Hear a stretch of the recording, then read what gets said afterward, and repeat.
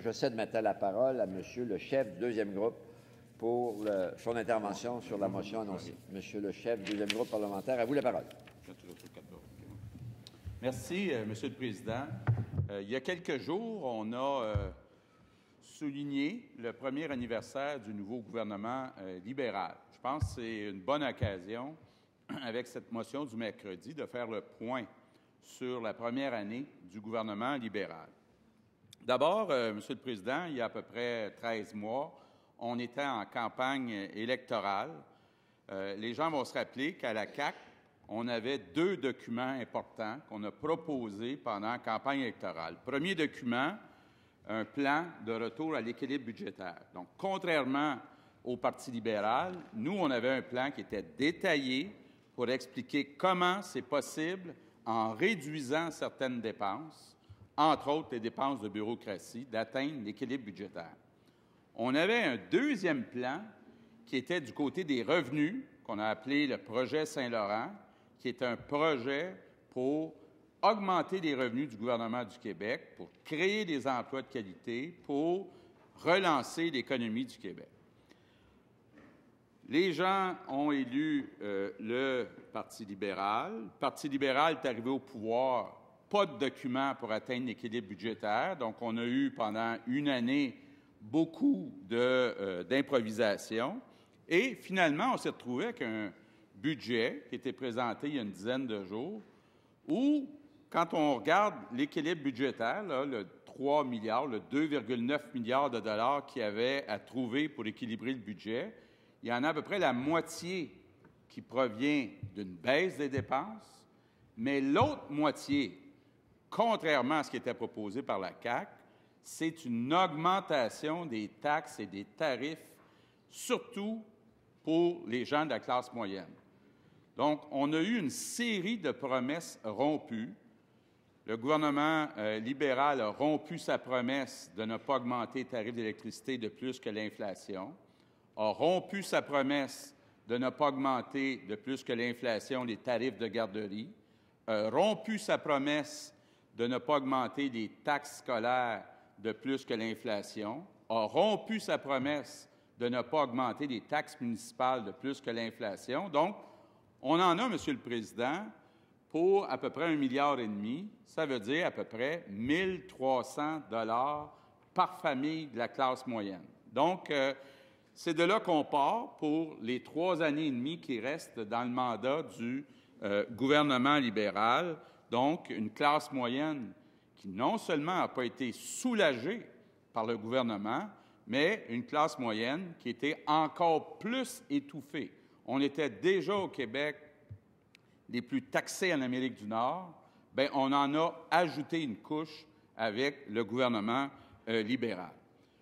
Du côté de l'économie, Monsieur le Président, j'ai eu beau fouiller dans ce qui était proposé par le gouvernement. La seule chose que j'ai trouvée, c'est une pancarte où c'était écrit 250 000 emplois sur 5 ans. Pas de plan économique. Pourtant, la situation est critique au Québec. Et je sais que c'est un sujet qui n'est pas facile à aborder. C'est un peu rébarbatif. Mais quand on regarde la situation du PIB par habitant au Québec, on voit que sur 61 États, bien, le Québec est 57e. Donc, il y a 3 provinces maritimes et le Mississippi qui sont plus pauvres que nous. Et là, quand on regarde dans les États en Amérique du Nord qui sont devant nous, bien, on voit des écarts importants. Le Maine, 14 % plus élevé. L'Ontario, 15 % plus élevé. Quand on regarde des États qui sont plus riches, par exemple, New York, 84 % plus élevé qu'au Québec. Le Massachusetts, où on a Boston, 86 % plus élevé. Bon, soyons réalistes, Monsieur le Président. Parlons de l'Ontario. Écart de 15 %. Juste pour vous donner un ordre de grandeur de ce que ça représente, l'écart de richesse entre le Québec et l'Ontario, si demain matin, le Québec avait la même richesse par habitant que l'Ontario, le gouvernement du Québec aurait 8 milliards de plus de revenus. Donc, on voit là, toute la difficulté qu'on a actuellement à faire accepter à la population des restrictions qui totalisent 3 milliards, imaginez-vous si demain matin, on avait 8 milliards de plus, la marge de manœuvre qu'on aurait pour bien financer nos services, mais aussi pour enfin réduire le fardeau fiscal des Québécois. Je suis comptable agréé. J'ai été au gouvernement. J'ai été vice-président du Conseil du Trésor. J'ai été pendant 6 ans critique des finances. Je les ai suivis de beaucoup de manières. Je dois avoir assisté à peu près à 8 ou 9 budgets. Je peux vous dire une chose, là. C'est mathématiquement impossible, avec le niveau de richesse actuel du Québec, de financer correctement les services en santé et en éducation et de réduire de façon significative le fardeau fiscal, surtout le fardeau fiscal de la classe moyenne.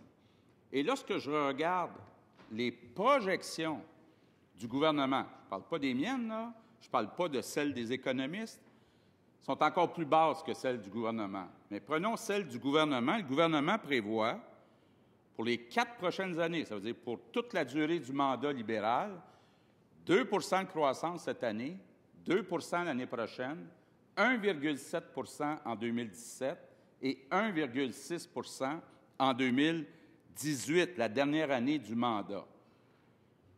Pas besoin d'être économiste, là, si vous regardez les 56 voisins qu'on a devant nous, ils prévoient tous des croissances plus élevées que celle-là. Ça veut dire quoi, ça, M. le Président? Bien, ça veut dire que l'écart va grandir avec le gouvernement libéral pour les 4 prochaines années.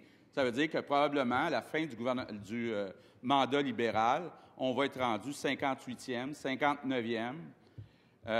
Comme je voyais quelqu'un qui disait tantôt sur Facebook, quelqu'un disait, est-ce que si on finit dernier, on a le droit de repêcher un nouveau premier ministre? Malheureusement, ce n'est pas le cas. C'est pas le cas. Monsieur le Président, pourquoi on a cet écart de richesse? Parce qu'au Québec, on n'a pas assez d'emplois de qualité. On a trop d'emplois à 10 de l'heure, 11 de l'heure, 12 de l'heure, et pas assez à 20, 30, 40 de l'heure. On a trop d'emplois à temps partiel, pas assez d'emplois à temps plein. On l'a vu depuis 12 mois, il s'est créé seulement 1 000 emplois à temps plein au Québec. Oui, vous avez bien entendu, 1 000, alors que dans le reste du Canada, pour la même période, ça en est créé 151 000. Donc, quand on dit qu'on est une société distincte, là, dans le domaine des emplois à temps plein, on est tout à fait distinct, mais pas dans le bon sens, M. le Président. Et ce qu'on se rend compte, c'est que c'est pas mieux même si on ajoute les emplois à temps partiel. On est à 31 300. Le gouvernement prévoit pour les 12 mois de l'année 2015 37 000 emplois. L'année prochaine, 35 000. Je vous rappelle ce qu'il y avait sur la pancarte pendant la campagne électorale, 250 000 emplois sur 5 ans. Si je compte bien, ça fait 50 000 par année. Donc, même si le gouvernement comptait juste les emplois à temps partiel, il est à court de ce qui est annoncé. Et, M. le Président, j'ai trouvé ça particulièrement insultant, ce que le président du Conseil du Trésor a dit lorsqu'il est passé dimanche dernier à l'émission Tout le monde en parle. On lui a fait remarquer qu'au Québec, on créait seulement des emplois à temps partiel. Savez-vous ce qu'il a répondu? Il a dit, c'est ça que les Québécois veulent, des emplois à temps partiel. Écoutez, c'est une mauvaise blague, c'est insultant. Il y a plein de Québécois qui souhaiteraient avoir un emploi à temps plein, un emploi bien payé, mais qui ne sont pas capables d'en trouver parce qu'on n'en crée pas suffisamment au Québec. Monsieur le Président, le premier ministre a dit qu'il n'aimait pas le projet Saint-Laurent. C'est quoi le projet Saint-Laurent? Le projet Saint-Laurent, c'est de créer, entre autres, 20 zones d'innovation au Québec. 3 à Montréal, 1 dans la Naudière, 1 à Laval, 1 dans les Laurentides, 2 en Estrie, 3 à Montérégie, 1 à Trois-Rivières, 1 à Bécancour, 1 en Abitibi-Témiscamingue, 1 à Gatineau et 1 à Sept-Îles. 20 zones. C'est quoi une zone d'innovation, M. le Président? D'abord, au cœur d'une zone d'innovation, on a 2-3 grandes entreprises. 2-3 grandes entreprises avec de la valeur ajoutée. Donc, souvent des entreprises manufacturières qui ont des emplois bien payés. Ensuite, on ajoute un département d'ingénierie ou de sciences de la santé qui peut venir d'une université ou d'un cégep. Et là, on a des centaines de petites et moyennes entreprises qui viennent se greffer. Et il y a de l'émulation. C'est comme ça qu'on a fait un succès au Massachusetts, qui a une richesse 84 plus élevée que la nôtre. C'est comme ça qu'on a fait un succès en Californie avec la Silicon Valley, qui a une richesse 58 plus élevée que la nôtre. C'est comme ça qu'on a réussi à Zurich. C'est comme ça qu'on a réussi avec Tech City à Londres. Mais on a un premier ministre qui dit « Moi, je ne crois pas à ça, les zones d'innovation. » Mais écoutez, là, actuellement, on a besoin d'emplois à temps plein, d'emplois bien payés, entre autres d'emplois dans le secteur manufacturier. Actuellement, là, il y a une opportunité en or. Toutes les mesures qui ont été annoncées dans le dernier budget commencent à s'appliquer en 2017. Sauf que maintenant, en 2015, le dollar canadien est à 80 cents américains. C'est une opportunité exceptionnelle de pousser sur le manufacturier et les exportations. D'abord, je rappelle, puis je vois le ministre du Développement économique, il sait sûrement que le manufacturier, en moyenne, les salaires sont 35 plus élevés que la moyenne de tous les emplois. 88 des exportations, c'est le secteur manufacturier. Moi, je m'attendrais à ce qu'on ait un ministre du Développement économique là, qui fasse une obsession d'attirer des nouvelles usines, travailler à développer le manufacturier. Il ne se passe rien chez Investissement Québec, M. le Président. On n'a même pas encore rejoint le volume d'emplois qu'Investissement Québec faisait il y a 10 ans, avant que le ministre du Développement économique devienne président d'Investissement Québec. Monsieur le Président, l'outil le plus important qu'on a actuellement, c'est Investissement Québec. Nous, ce qu'on propose, là, c'est de dire il y a à peu près 2 milliards de crédits d'impôt aux entreprises. Ça ne fonctionne pas. Ça ne fonctionne pas. Ce n'est pas parce qu'on n'a pas d'argent, là. Quand vous le comparez avec l'Ontario, compte tenu de la taille du Québec par rapport à l'Ontario, on a 3 fois plus de crédits d'impôt aux entreprises que l'Ontario, mais ça ne marche pas. Aujourd'hui, les États interviennent pour attirer des entreprises de qualité qui ont des emplois payants.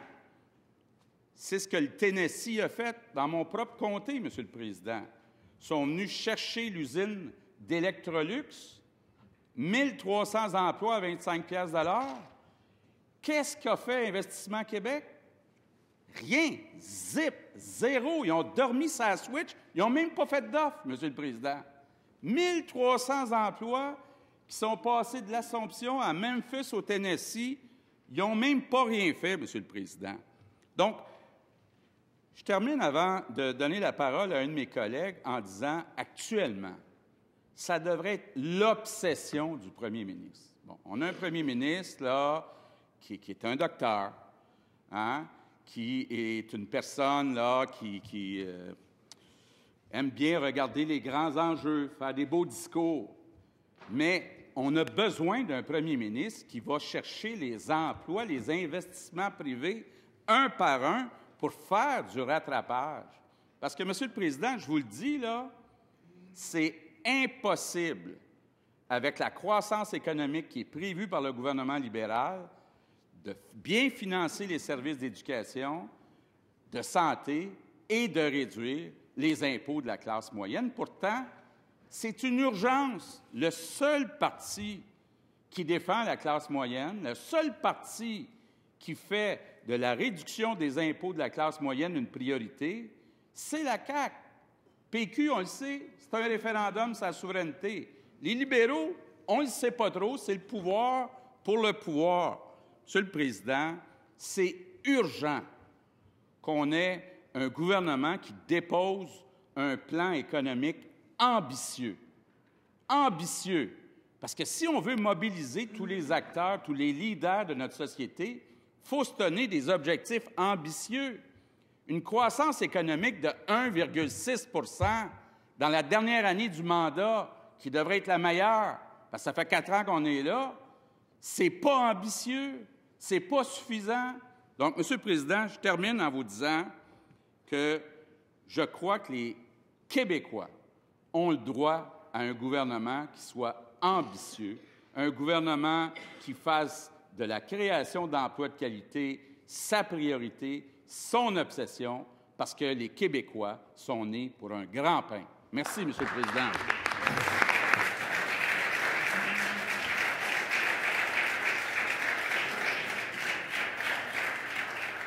Alors, je vous remercie, M. le chef du deuxième groupe parlementaire, pour votre intervention sur cette motion du mercredi.